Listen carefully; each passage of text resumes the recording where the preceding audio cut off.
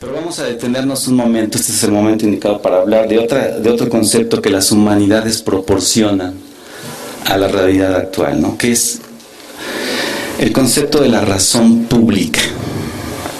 Es un concepto que él generó Immanuel Kant en el siglo XVIII, en plena Ilustración, y él dice: el uso público de la razón es aquel que es cuando utilizamos la razón de manera libre. Vamos a decir que esa es así una definición universitaria de ella, ¿no? Para no meternos en el texto, en la definición textual. Esa es la forma en cómo la gente razona de manera libre y sin tener compromisos con las instituciones o con nadie más.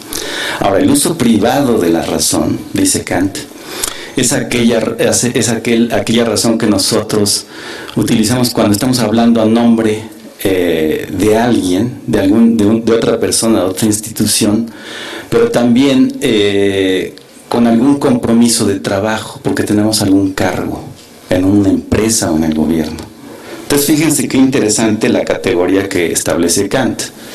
El uso público de la razón lo puede tener dos personas, un amigo de ustedes ahí conversando en un restaurante, pero hablando de manera libre, conversando, teniendo un diálogo libre entre ustedes, no subordinado a otros intereses. O sea, no están hablando a nombre de nadie.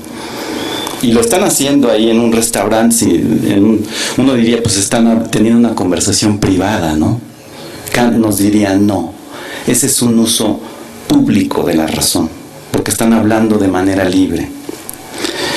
Y de manera muy contrastante, uno puede estar pronunciando un discurso en el Congreso, un diputado, un senador, el presidente de la República, y no está haciendo un uso público de la razón, está haciendo un uso privado de la razón, porque está hablando a nombre de otra persona, o dicho más precisamente, de otras organizaciones.